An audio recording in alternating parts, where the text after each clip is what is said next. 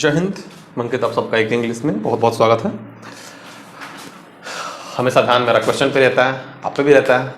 और क्वेश्चन देखते हैं। पहला क्वेश्चन क्या, देखिए, शादियों का सीजन है तो कौन कौन आप लोगों में से कौन कौन शादी कर रहा है, हाथ उठाए।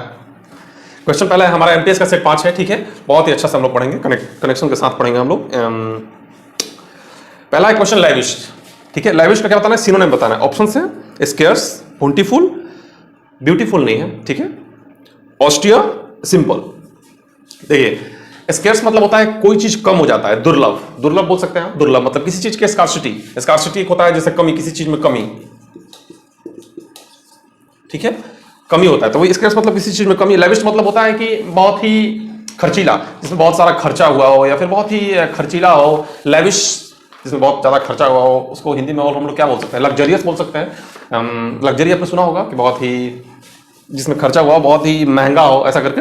बोंटीफुल ही इसका सिनोनिम है, उसका मतलब भी ऑलमोस्ट यही होता है, जिसमें खर्चा हुआ हो, महंगा हो। ऑस्टियर का मतलब भी सिंपल ही होता है। जो ऑस्टियर वर्ड है हमारा, एक बहुत ही स्टैंडर्ड वर्ड है, उसका मतलब भी सिंपल ही होता है, ऑलमोस्ट कम खर्चा जिसमें हुआ हो। सिंपल का मतलब भी हम लोग यूज कर सकते हैं। अगर मान लीजिए इसका रहता कि एंटोनिम बताइए, तो इसका एंटोनिम जो था ना, वो बहुत सारा टकरा जाता। ऑस्टियर भी हो सकता था, सिंपल भी हो सकता था। एग्जैक्टली तो सिंपल नहीं है, लेकिन सिंपल अगर मान लीजिए कोई ऑप्शन नहीं है, मान लीजिए अगर इसका एंटोनिम बताना है और यही एक ऑप्शन है जो कुछ हद तक टच कर रहा है, तो ये आंसर होगा हमारा, सिंपल ही हमारा आंसर होगा, ठीक है। लेविश मतलब बहुत खर्चा, सिंपल मतलब हल्का सा कम खर्चा। लेकिन यहाँ पे सिनोनिम बताना, तो हमारा आंसर क्या होगा, बाउंटीफुल होगा, ठीक है। अगला क्वेश्चन क्या है, हिडन। हिडन मतलब छिपा हुआ, ठीक है, इतना तो आपको पता होगा। हाइड होता है ना, हाइट, हाइट का हिडन। इसका क्या बताना है, एंटोनिम बताना है। इसका एंटोनिम बताइए कौन सा होगा, बताइए इसमें से। हाइड मतलब छिपा हुआ, तो जाहिर सी बात है कवर्ड मतलब कवर कर दिया गया है, कवर्ड है, तो पहला तो ऑप्शन है नहीं। दूसरा मतलब भी छिपा हुआ होना होता है, कंसील्ड, कंसील्ड मतलब छिपा हुआ होना, वो भी हमारा आंसर नहीं है, क्योंकि एंटोनिम बताना है, ऐसा बताना है जिसमें खुला हो, ठीक है।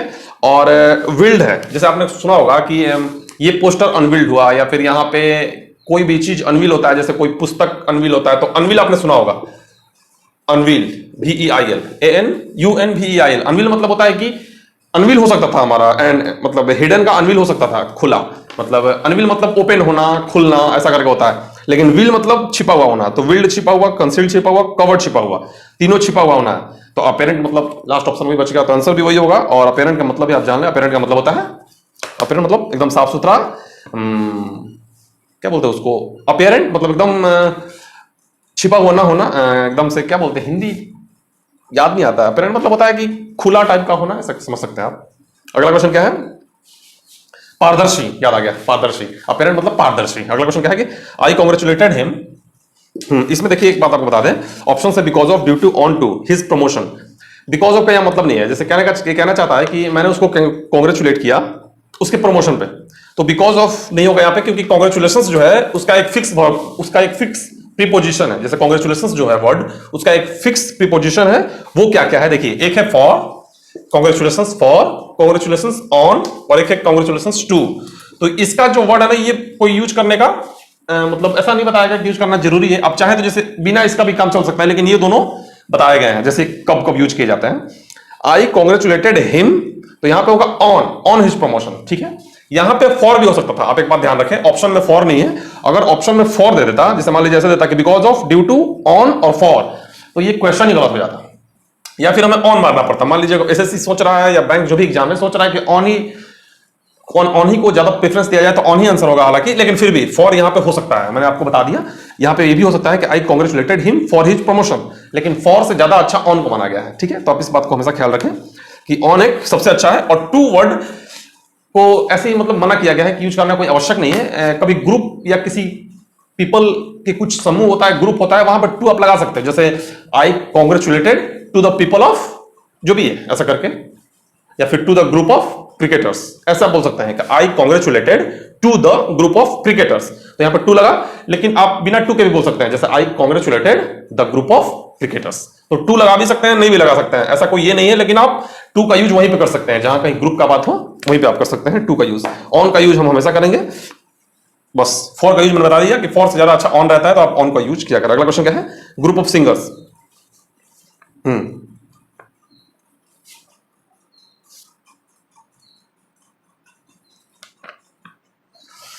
ग्रुप ऑफ सिंगर्स, क्वेश्चन देखिए, हाँ क्वेश्चन देखिए, इसमें क्या क्या है, कॉयर है, काउंसिल है, ज्यूरी है, ऑर्केस्ट्रा है, ठीक है। तो हमारा आंसर देखिए, काउंसिल का मतलब होता है, आंसर हमारा पहला ही है कॉयर, ग्रुप ऑफ सिंगर्स को हम लोग कॉयर भी बोलते हैं, ठीक है। इसमें ऑप्शन क्या है, काउंसिल है। काउंसिल बोलते हैं लोगों के कुछ, अगर मान लीजिए कोई एक 2 4 10 लोगों का एक ग्रुप बना दिया गया, उसको काउंसिल बोला जा सकता है। जैसे वो कुछ कर सकता है, वो टेस्ट कर सकता है, या फिर वो कुछ भी कर सकता है, वो किसी चीज के लिए पर्टिकुलर बनाया जा सकता है। काउंसिल लोगों के समूह को कहते हैं। ज्यूरी बोलते हैं हम लोग, जैसे मान लीजिए कुछ लोग 10 12 लोग, 5 लोग, 8 लोग, कितने भी लोग हो, वो एक साथ बैठ के अगर सामूहिक रूप से कोई जजमेंट पास करें, लेकिन वो एक्चुअल जज नहीं होते हैं, वो एक ज्यूरी होते हैं, ठीक है। तो यहां पे इस बात का आप ध्यान रखें कि ज्यूरी उसी को बोलते हैं, वो जज नहीं है लेकिन जज वाला काम ही करेंगे, वो ज्यूरी है। और ऑर्केस्ट्रा का मतलब होता है वो ऑर्केस्ट्रल डांस वांस वगैरह, ऑर्केस्ट्रा मतलब ऐसे डांस से रिलेटेड है। तो इसका मतलब यानी ग्रुप ऑफ सिंगर्स क्या है, हमारा आंसर पहला है, कॉयर है, ठीक है। अब क्या है, अगला क्वेश्चन क्या है, अलर्ट, एक्सिट, इक्विप्ड, एम्फसाइज। देखिए अलर्ट में पहला क्या होगा, ALERT होगा, ठीक है। सॉरी, डबल एल नहीं होगा, सिंगल एल होगा, यहाँ पे तो मिस्टेकनली रिटर्न अलर्ट ऐसे होगा। और एक्सिड है, सॉरी एक्सिड है, EXCEED, ये डबल ई है। एक्सिड का मतलब होता है आगे निकल जाना, अलर्ट का मतलब होता है चौकन्ना हो जाना, और इक्विप्ड का मतलब होता है लैश, यही सही आंसर है, इक्विप्ड सही आंसर लिखा है। और एम्फेसाइज में PH होगा, ठीक है, EMPH, एम्फेसाइज, ठीक है। एम्फेसाइज का मतलब होता है किसी चीज पे दबाव देना, ठीक है, एम्फेसाइज करना, दबाव देना। अगला क्वेश्चन हमारा, इसका आंसर इक्विप्ड है, ठीक है। इसमें सही बताना था, करेक्टली स्पेल्ड कौन सा। अगला क्वेश्चन क्या है, अकाउंटेबल का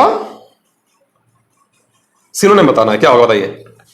अकाउंटेबल का सिनोनिम क्या होगा, एक होता है ब्लेमलेस, ब्लेमलेस मतलब जिसमें कोई ब्लेम ही ना हो। अकाउंटेबल का मतलब होता है जिम्मेवार, कोई गलती हुई है और उसकी जिम्मेदारी कौन लेगा, ऐसा करके है। तो अकाउंटेबल मतलब जिसपे गलती का जिम्मेदारी हो या फिर कोई गलती हुई हो, ऐसा करके। तो आंसरेबल होता है, आंसरेबल का मतलब भी वही होता है जो अकाउंटेबल का मतलब होता है, जिम्मेवार होना, ठीक है। तो अब इसका आंसर क्या है, आंसरेबल है। स्लैक का मतलब होता है ढीला, लूज। जैसे मान लीजिए कोई आपने कपड़ा पहना है, वो लूज है, तो वो क्या है, स्लैक है। स्लैक वर्ड जो है, स्लैक का मतलब लूज होता है। और अनरिलायबल का मतलब होता है, रिलायबल मतलब होता है विश्वास करना, तो अनरिलायबल मतलब जिस पे विश्वास न किया जा सके, उसको अनरिलायबल कहता है। अगला क्वेश्चन क्या है, the people in my office are smarter than other offices. देखिए हम क्या कहना चाहते हैं, जैसे दूसरे ऑफिस के लोगों की तुलना होना चाहिए, हमारे ऑफिस के लोगों की तुलना दूसरे की ऑफिस से नहीं हो सकती है, दूसरे ऑफिस के लोगों से होगी, ठीक है। इस बात को आप समझें, डिग्री ऑफ कंपैरिजन नहीं बताया जाता है कि कभी भी दो चीजों की तुलना सेम चीजों की तुलना होती है, अलग अलग चीजों की तुलना नहीं होती है। तो यहां पे गलती किसमें है, स्मार्टर देन अदर ऑफिसेज में गलती है, क्योंकि यहां पे क्या होगा, smarter than the people in other offices, ठीक है। The people in my offices are smarter than the people in other offices. Other offices के पीपल से मेरे ऑफिस के पीपल ज्यादा स्मार्ट है। बहुत ज्यादा बोल दिया मैंने एक ही चीज को। If you would have, sorry, if you would tried he would have succeeded.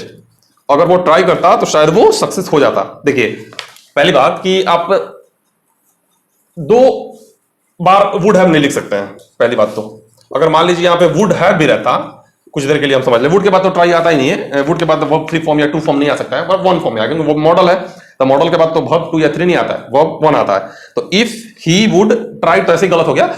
अगर वुड हैव ट्राइड रहता, मैं आपको बात बता रहा हूं, अगर मान लीजिए क्वेश्चन ऐसे देता कि if he would have tried he would have succeeded, तो ये गलत हो जाता। क्यों गलत हो जाता, क्योंकि दो बार हम लोग वुड हैव नहीं लिख सकते हैं। कंडीशन ये कहता है कि इफ वाला से जो इफ लिखा है ना, इफ वाला, if he would have tried, तो ये एक अलग क्लॉज है। इस क्लॉज में हैड बताया गया है कि ये वाला क्लॉज जिसमें इफ लगा है उसमें हैड लगा है, ठीक है। और अगले वाला में क्या होगा, वुड हैव होगा। यही एक क्या है, रूल है, मतलब एक सेंटेंस फॉर्म का रूल बताया गया है कि इफ वाले सेंटेंस में इफ वाला जो क्लॉज है उसमें हैड लगा है, और अगला वाला क्लॉज में क्या लगा है, वुड हैव लगा है। आसान भाषा में आप समझें तो यहां पे क्या होगा, इफ ही हैड ट्राइड, ठीक है, if he had tried he would have succeeded. अगर वो ट्राई करता तो वो सक्सेस हो जाता, ठीक है। यही इसका मतलब होता है। ये क्वेश्चन जो होते हैं वो कंडीशनल होते हैं। कंडीशनल जब हम पढ़ाएंगे आपको समझ में आ जाएगा, ये कंडीशनल्स होते हैं। बस इतना आप समझ लीजिए कि ये रूल होगा, अगर आपने पढ़ा होगा तो आपको याद आ गया होगा। अगला क्वेश्चन देखिए, अगला क्वेश्चन में एरर बताना है, किसमें एरर है, कौन सा सही है। हाँ ये वाला सही है, DILEMMA, डायलेमा। डायलेमा मतलब होता है दुविधा। वैसे भी क्वेश्चन में भी दुविधा है कि कौन सा क्वेश्चन सही होगा, और दुविधा से आप छुटकारा पाइए, बोरो प्लस लगाइए, डायलेमा, DILEMMA, यही हमारा आंसर है। अगला क्वेश्चन देखिए, the doctor with his interns are due to arrive here by noon. जब प्रीपोजिशन यूज हो जाए, यहाँ पे प्रीपोजिशन क्या है, विद। जब प्रीपोजिशन यूज हो गया तो उसके बाद वाला हमारा सब्जेक्ट नहीं हो सकता, ठीक है। तो द डॉक्टर ही हमारा सब्जेक्ट है। तो जब सब्जेक्ट हमारा द डॉक्टर है तो यहाँ पे आंसर क्या होगा, इज होगा। जो आर है ना, इंटर्न्स आर, आर की जगह पे क्या होगा, इज होगा। इंटर्न्स का मतलब होता है जो भी नए नए सीख रहे हैं, या फिर जो डॉक्टर के साथ रह कभी सीख रहे हैं, मतलब अभी नौसिखिया हैं, या फिर जो अभी सीखने का दौर को इंटर्न्स कहते हैं। The doctor with his interns are due to arrive here by noon. तो यहाँ पे क्या होगा, interns is due to arrive here by noon, क्योंकि मैंने क्या बोला, सब्जेक्ट हमारा सिर्फ डॉक्टर है, विद प्रीपोजिशन है, और प्रीपोजिशन के बाद वाला कभी भी हमारा सब्जेक्ट नहीं हो सकता। मैंने आपको बताया पहले भी। अगला क्वेश्चन देखिए, the little puppy was run away, run over, run at and run into bye a speeding car. इसमें सिंपल सा बात है, इसमें याद करने वाला है। फ्रेजल कुछ वर्ब्स हैं, जैसे रन अवे का मतलब होता है भाग जाना। यहाँ पे देखिए, पप्पी जो है एक कार के द्वारा क्या किया जा सकता है, कुचला जा सकता है। तो कुचलने का आंसर क्या होगा, रन ओवर होता है। ठीक है, रन ओवर, रन ओवर का मतलब होता है कुचला जाना। ठीक है, बाकी का मतलब समझ लीजिए। रन अवे का मतलब होता है भागना, कोई गलती करके कुछ भी करके भागना, रन अवे। रन ओवर बता दिया। रन एट का मतलब होता है कि किसी के तरफ दौड़ना, उसको मारने के लिए, कोई अटैकिंग फॉर्म में किसी के तरफ दौड़ना, रन एट। ठीक है, तो रन एट का मतलब होता है ये जब भी यूज होगा, तब यूज होगा जब किसी को मारने के लिए आप कहीं पे दौड़ोगे, या फिर कोई दौड़ रहा है उस केस में। और रन इनटू का मतलब होता है, स्लैंग है रन इनटू, उसका मतलब होता है, रन इनटू का मतलब होता है अचानक किसी से मिलना, रन इनटू। ठीक है, अगला क्वेश्चन क्या है कि फुल ऑफ क्रिटिसिज्म, मॉकरी, मतलब पूरा क्रिटिसिज्म से भरा हो, मॉकरी हो, इसका मतलब क्या होता है, वर्ड बताइए कौन सा वर्ड है। क्लाइशे का मतलब होता है बोरिंग, कोई बहुत ही ऐसा वर्ड जो बहुत दिनों से कोई चीज रिपीटेडली हो रहा है, उससे मन बोर हो गया है, उसको क्लाइशे कहते हैं। तो क्लाइशे तो होगा नहीं। यूलॉजी का मतलब होता है कि जैसे कोई किसी के मृत्यु के बाद या किसी के रिटायर होने के बाद अगर उसकी प्रशंसा की जा रही है, जैसे मान लीजिए कोई चला गया, यहां से गुजर गया, उसके बाद उसकी अगर प्रशंसा में कुछ शब्द बोले जा रहे हैं, स्पीच बोला जा रहा है, उसको यूलॉजी कहा जाता है। ठीक है, या फिर कोई रिटायर हो गया, उस केस में भी आप यूज कर सकते हैं। प्रेज का मतलब प्रशंसा, और ये क्या है, सटायर है, मतलब सटा के किया गया फायर। ठीक है, सटायर, सटायर क्या है, इसका मतलब होता है किसी का आलोचना करना, किसी को सटा के आलोचना करना, पूरा सटा के आलोचना करना, माने सटा के फायर करना, सटा के किया गया फायर, सटायर। ठीक है, तो full of criticism, mockery, answer क्या हमारा, सटायर है। इसका मतलब क्या होता है, पूरा आलोचना करना, किसी का मजाक बनाना। अगला क्वेश्चन देखिएगा, next, applications are invited to eligible candidates for the post of vice principal in a reputed school. बोला गया है कि एप्लीकेशंस जो है वो एप्लीकेशंस आर इनवाइटेड फ्रॉम होगा, क्योंकि जो एलिजिबल कैंडिडेट्स की तरफ से for the post of vice principal in a reputed school, एक अच्छे स्कूल में वाइस प्रिंसिपल का जो पोस्ट है उसके लिए एप्लीकेशन एलिजिबल कैंडिडेट की तरफ से आएगा। तो से का मतलब क्या होता है, फ्रॉम, ये तो आपने नॉर्मली पढ़ा होगा। फ्रॉम का मतलब इससे होता है। अगला क्वेश्चन देखें, कम टू लाइट, मतलब कम टू लाइट ऐसे दिख रहा है कि मतलब लाइट में आना। नॉर्मली इसका अर्थ दिख रहा है आपको ना कि लाइट में आना। लाइट में आने का मतलब ये होता है कि सबकी नजरों में आ जाना। ठीक है, लाइमलाइट में आ जाना। ठीक है, तो पहला ऑप्शन क्या है कि टू बी ऑब्सक्योर। ऑब्सक्योर का मतलब होता है कि ऑब्सक्योर मतलब जनरली होता है कि छिप जाना, धुंधला हो जाना, गायब हो जाना, ऐसा करके। तो ये तो होगा नहीं। To be well lit up, lit up का दो मतलब होता है, एक होता है कोई ड्रंक है, दारू पिए हुए है, उसको भी बोल सकते हैं, या फिर दिया हुआ जल रहा है तो लिट अप उसको भी बोलता है। तो ये तो आंसर हमारा होगा नहीं, दोनों कैसा भी नहीं होगा। एक है टू प्राई अ सीक्रेट। प्राई का मतलब होता है दे ट्राई टू प्राई। देखिए कितना अच्छा वर्ड है, इसका मतलब आप सोचिए क्या होगा कि दे ट्राई टू प्राई, पहले यहां से यहां जाएगा, फिर यहां से यहां आएगा, दे ट्राई टू प्राई। इसका मतलब है कि वो लोग कोशिश करते हैं हमसे मेरा पर्सनल बात निकलवाने की। प्राई मतलब किसी से उसका पर्सनल बात निकलवाना। ठीक है, टू प्राई अ सीक्रेट मतलब निकलवाना। प्राई का मतलब क्या होता है, किसी से कोई बात निकलवाना। और लास्ट क्या है, टू बी नॉन पब्लिकली। तो यही होता है कम टू लाइट, मतलब पब्लिक में आ जाना, सब लोग जिसको जान जाए वो कम टू लाइट। अगला क्वेश्चन है कि the wonderful performance of the Maestro, मतलब होता है जो बहुत ही महानुभाव हो गया, बहुत ही पुराना हो गया है। जैसे धोनी है, सचिन है, ये लोग मैस्ट्रो खिलाड़ी हैं, तो मैस्ट्रो उसी को बोला जाता है जो बहुत ही महानुभाव हो गया, बड़ा हो गया, बहुत ही। The wonderful performance of the maestro left the audience. जो मैस्ट्रो, कोई एक मैस्ट्रो मतलब कोई बजाने वाले होंगे, वादक होंगे, या कुछ भी होंगे, कुछ कर रहे होंगे, परफॉर्मेंस दे रहे होंगे Maestro. The wonderful performance of the maestro left the audience. Left मतलब छोड़ दिया, ऑडियंस को छोड़ दिया। क्या छोड़ दिया, कैसे, मतलब किस कंडीशन में ऑडियंस को छोड़ा उन्होंने, एक मतलब एक ऐसे ही एक तारीफ प्रकार का है, एक तारीफ टाइप का है। पजल का मतलब होता है कि चकित हो जाना। पजल मतलब चकित in the sense confusing sense में होता है। तो पजल तो होगा नहीं। मान लीजिए कोई वादक है, कुछ डमरू बजा रहे होंगे, कुछ भी कर रहे हो, मैस्ट्रो है वो, तो मैस्ट्रो अगर the wonderful performance of the Maestro, वो अगर कुछ बजा रहे हैं, वीणा वादक है या कुछ भी है, तो वो कंफ्यूजिंग स्टेज में तो हम लोग को छोड़ेंगे नहीं, उनका सुन के अच्छा लगेगा। तो इसमें आंसर होगा हमारा इंट्रेंस्ड। इंट्रेंस्ड का मतलब होता है कि कोई सुखद अनुभव, कोई अचानक ऐसे सुखद अनुभव का एहसास करना क्या होता है, इंट्रेंस्ड होता है। ठीक है। स्लीपी मतलब नींद आ गया, हंग्री मतलब भूखा, पजल्ड मतलब कंफ्यूज्ड। तो स्लीपी तो होगा नहीं कि उनका जो भी है म्यूजिकल इंस्ट्रूमेंट सुन के हमें नींद आने लगा, ऐसा तो होगा नहीं।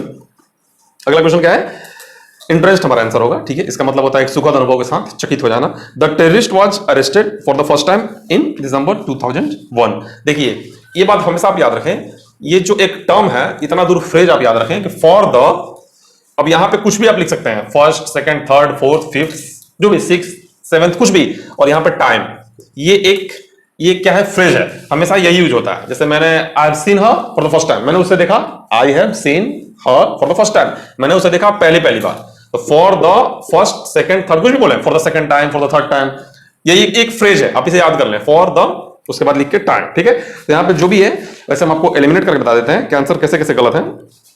मेरे कहने का मतलब है कि यहां पे नो इंप्रूवमेंट ही आंसर होगा, क्योंकि जो ऑप्शन दिया, जो मतलब क्वेश्चन है वही सही है।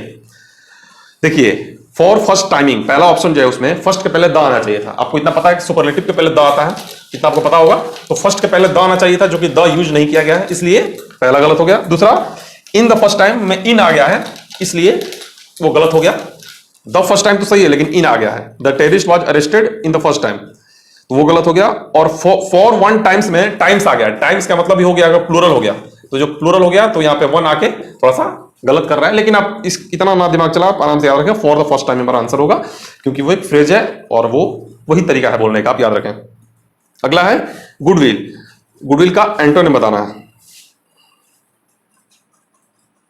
गुडविल का एंटोनिम बताना है। गुडविल का एंटोनिम हॉस्टिलिटी होगा। गुडविल मतलब अच्छा व्यवहार करना, किसी के साथ सद्भावना का व्यवहार करना। गुडविल तो उसको करते हैं बैडविल। बैडविल होता है, हालांकि यूज बहुत कम होता है बैडविल। गुड का उल्टा बैड विल। विल मतलब इच्छा, गुड मतलब अच्छा, बैड मतलब बुरा इच्छा, गुडविल मतलब अच्छा इच्छा, मतलब बताने का तरीका बताना है। वैसे सद्भावना होता है, अच्छा विचार होता है। तो गुडविल का क्या होगा, हॉस्टिलिटी होगा। हॉस्टिलिटी मतलब बेइज्जती करना, किसी को हॉस्टिलिटी करना। ठीक है। बेइज्जती करना या ये सब लड़ाई झगड़ा यही सब होता है, क्रूरता, बदमाशी, तो हॉस्टिलिटी होगा। फेलिसिटी मतलब सुख मतलब खुशी का कोई अनुभव, फेलिसिटी। इंसैनिटी मतलब पागलपन। फैसिलिटी मतलब होता है, फैसिलिटी मतलब क्या होता है, हिंदी आप समझ रहे हैं, फैसिलिटी है, बहुत सारा फैसिलिटी है, ये फैसिलिटी आप समझ रहे होंगे, इतना कठोर हिंदी है। अगला क्वेश्चन है कि the teachers would like to नहीं है, टीचर्स वुड लाइक, उसके बाद अ लॉन्ग हॉलीडे। टीचर्स लोग चाहते हैं एक लंबा हॉलीडे। टीचर्स लोग चाहते हैं कि उन्हें हिंदी में समझिए, उन्हें ठीक है। टीचर्स वुड लाइक, टीचर्स चाहते हैं, पसंद करेंगे कि उन्हें एक लंबा हॉलीडे मिले। तो कि उन्हें का एक हमें इंग्लिश चाहिए, यहां पे चाहिए। देखिए हैव का मतलब होता है कि पास, तो टीचर्स वुड लाइक हैव नहीं हो सकता है सिर्फ, क्योंकि कि उन्हें का अर्थ चाहिए। हैविंग बीन होगा नहीं, क्योंकि बहुत दिन से होता आ रहा है, तो ऐसा तो होगा नहीं। हैविंग बीन का मतलब होता है ना, बहुत दिन से जो होता आ रहा है, ऐसा तो कुछ होगा नहीं। हैविंग फॉर, ये भी नहीं होगा। हैविंग का मतलब, हैविंग फॉर कोई मतलब सेंस नहीं बनता यहां पे। टू हैव हो सकता है, देखिए हैव नहीं हो सकता है, सिर्फ हैव नहीं होगा, टू हैव होगा। यहां पे टू का मतलब ये होता है कि, तो की का सेंस हमें चाहिए ही चाहिए। Teachers would like to have a long holiday, teachers पसंद करेंगे कि उन्हें लंबा हॉलीडे मिले। Teachers would like to have a long holiday. वैसे भी आपने बहुत बार सुना होगा, I would like to have that, I would like to have a cup of tea, I would like to have a cup of water, कुछ भी आपने सुना होगा। तो टू हैव का एक नॉर्मल यूज है, लेकिन फिर भी मैंने आपको बता दिया कि क्यों यूज होता है, क्यों यहां पे टू लगाना आवश्यक है, क्योंकि की का जो है वो सेंस आना चाहिए। क्योंकि सिर्फ हैव आने का मतलब हो जाएगा मेरे पास है, मतलब मेरे पास है already. I have two cars, मतलब मेरे पास दो कार हैं, तो यहां पे पास वाला सेंस नहीं चाहिए ना, यहां पे टू हैव चाहिए। ठीक है। अगला क्वेश्चन देखें। अगला क्वेश्चन क्या है, अबव वंस हेड, इसका मतलब है बाउंसर। और बाउंसर अगर कराना है तो शिवम दुबे को कराओगे, सीएसके के प्लेयर हैं, तो बाउंसर पे वो आउट हो जाते हैं। लेकिन धोनी को कराओ, आप हेजलवुड हो, आप कौन सा वुड हो, कहां के वुड हो, आप जो हो, आप धोनी को कराओ बाउंसर, आपको पता चलेगा, फॉर्म में आ जाएगा ना। दिमाग सटक गया तो बेटा फटक जाओगे। अबव वंस हेड, इसका मतलब होता है बाउंसर, मतलब दिमाग के ऊपर से चला जाना, समझ में ना आना। ऑप्शन क्या है हमारा, बियॉन्ड वंस अंडरस्टैंडिंग। आंसर वही है हमारा, बियॉन्ड वंस अंडरस्टैंडिंग, मतलब किसी के समझ से परे। बाकी ऑप्शन से टू बी वेरी टॉल, लंबा होना, ये नहीं होगा। इंटीमेट एंड पर्सनल, कोई पर्सनल बात होना, ये भी नहीं होगा। ओवरहेड एक्सपेंसेस, बहुत ज्यादा खर्चा, ये भी नहीं होगा। आंसर क्या होगा, बियॉन्ड वंस अंडरस्टैंडिंग। ठीक है, अगला क्वेश्चन है एंड द लास्ट क्वेश्चन है, इसके बाद हम लोग पैसेज देखेंगे। Mukherjee is a famous politician who is loved by most people. मैंने आपको बताया है, मैंने सिंपल तरीकों से आपको हमेशा याद कराने की कोशिश की है। इज, एम, आर, ये जो वर्ड्स हैं, जो भी आपको ये दिख रहा है, ये जो वर्ब है, ऑक्सिलरी वर्ब, इनके बाद कभी भी, इनके बाद हम लोग भी वन का यूज, भी टू का यूज नहीं करते हैं। जैसे इज गो नहीं हो सकता है, राम इज गो, आप कभी नहीं देखोगे कि राम इज गो होगा, कभी नहीं होगा। ये पैसिव फॉर्म में यूज किए जाते हैं। राम इज गॉन हो सकता है, मतलब वर्ब 3 का यूज हो सकता है इनके बाद वर्ब 3 का यूज हो सकता है, या आईएनजी का यूज हो सकता है, जैसे राम इज गोइंग हो सकता है। ठीक है, ये मैं पिछले बार बताया हूं, मैं फिर बता रहा हूं क्योंकि रिवीजन करना जरूरी है। तो Mukherjee is a famous politician who is loved हो सकता है। ठीक है, तो यहां पे क्या होगा, लव्ड हो सकता है। अगर लविंग रहता तो भी कुछ विचार किया जा सकता था कि उसके आगे वो मैच कर रहा है कि नहीं कर रहा है, वो क्या बैठ रहा है नहीं बैठ रहा है, लेकिन यहां पे लव दे दिया, सिर्फ लव दे दिया है, मतलब V1 दे दिया है। जबकि मैंने क्या बताया, इज, एम, आर के बाद V1 आएगा ही नहीं, V1 और V2 नहीं आएंगे। ठीक है, आप समझ रहे हैं। अब क्या, कुछ नहीं, अब देखते हैं हम लोग पैसेज। चलिए पैसेज देखिए आप लोग, खुशी देखिए। ओबेसिटी मतलब होता है मोटापा। Obesity is a condition where the body stores, एक ओबेसिटी एक ऐसा कंडीशन है जहां पे बॉडी स्टोर करता है, मतलब वो इकट्ठा करता है excess fat leading to a considerable, excess fat मतलब बहुत ज्यादा फैट इकट्ठा करता है। ओबेसिटी का मतलब यही होता है कि कंडीशन है जहां पे बॉडी इकट्ठा करता है एक बहुत ज्यादा मोटापा, excess fat leading to a considerable, मतलब जो कि लीड करता है, जो कि इशारा करता है, जो कि लेके जाता है। लीडिंग टू का मतलब होता है लीडिंग टू अ कंसिडरेबल, मतलब एक चिंतनीय, एक ऐसा विषय जिस पर चिंता किया जाए, एक कंसिडरेबल। क्या होगा, ऑप्शन देखिए, इंक्रीज, रेज, डिक्लाइन, डिक्रीज। देखिए considerable increase in the body wait हो सकता है। देखिए जब मोटापा बढ़ेगा तो बॉडी का वेट बढ़ेगा, जाहिर सी बात है। डिक्रीज तो होगा नहीं। रेज मतलब बढ़ाना होता है। ठीक है, ये दिख रहा है, पता नहीं यहां तक आ रहा है, यहां तक आ रहा है। रेज मतलब यहां रेज लिखे हम, RAIAC लिखे हैं। रेज मतलब होता है बढ़ाना, और इंक्रीज मतलब होता है बढ़ना। इंक्रीज मतलब बढ़ जाना, और रेज मतलब बढ़ाना। ठीक है, और डिक्लाइन मतलब घटना, किसी चीज में कमी आना। डिक्रीज मतलब भी कम होना। तो हमारा आंसर क्या होगा, इंक्रीज होगा, क्योंकि हमें चाहिए बढ़ना, जो बढ़ गया बढ़ जाता है। तो to a considerable increase in the body weight. ठीक है, क्योंकि बॉडी का वेट बढ़ जाता है, एक चिंतनीय वो विषय हो जाता है कि बॉडी का वेट बढ़ जाता है। आगे, इट इज इंक्रीजिंग। अब देखिए क्वेश्चन देखिए, इट इज इंक्रीजिंग, इंक्रीजिंग के बाद एट आएगा। यहां पे ये दिखाना चाहता है कि इंक्रीजिंग के बाद एट आता है, जैसे इंक्रीज एट, ये इंक्रीज एट, ये एक फिक्स प्रीपोजिशन है, ये फिक्स रहता है, इसके बाद यही आएगा। ठीक है, क्या है कि it is increasing at a fast pace in our country.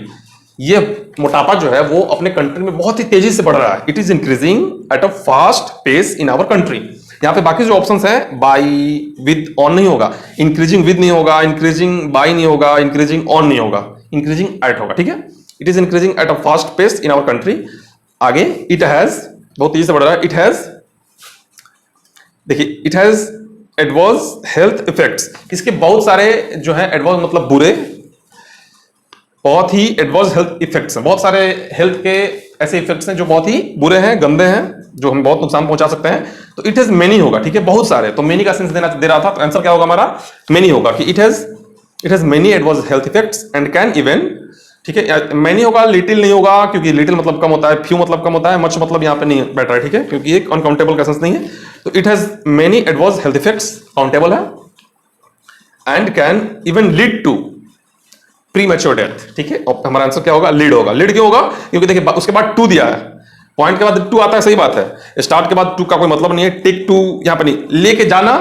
Lead मतलब यहां पर देखिए, लीड का मतलब होता है ये किसी स्तर को, किसी चीज को, किसी सिचुएशन से किसी दूसरे सिचुएशन तक लेके जाना। जैसे मान लीजिए समथिंग लीड्स टू दैट, जैसे मैंने अभी कुछ देर पहले बताया। यहाँ पे क्वेश्चन में देखिए इस क्वेश्चन में ही इसका आंसर है। जब शुरू से आप पैसेज पढ़ेंगे तो ऊपर क्या लिखा है कि obesity is a condition where the body stores excess fat leading to a considerable. वहीं दिया ना लीडिंग टू का मतलब होता है कि किसी सिचुएशन को लीड करना, लेके जाना। तो लीडिंग टू एक ऐसा फ्रेज है जिसको हम लोग यूज करते ही हैं, लीडिंग टू। ठीक है, लीडिंग टू बहुत अच्छा वर्ड है। तो यहाँ पे पॉइंट नहीं होगा, पॉइंट मतलब पॉइंट करना, स्टार्ट मतलब शुरू करना, टेक मतलब ले जाना, लेकिन टेक यहाँ पे नहीं होगा, यहाँ पे लीड ही होगा, क्योंकि एक अच्छा वर्ड है, आप इस बात को समझें। टेक यहाँ पे लग जाएगा तो एक ऐसा हो जाएगा जैसे पकड़ के किसी चीज को हाथ से पकड़ के लेके जाना, तो वैसा सेंस नहीं चाहिए हमें। ठीक है, जैसे take him to the principal, इसको प्रिंसिपल के पास लेके जाओ, तो पकड़ के लेके जाएगा, ऐसा के सारा ना।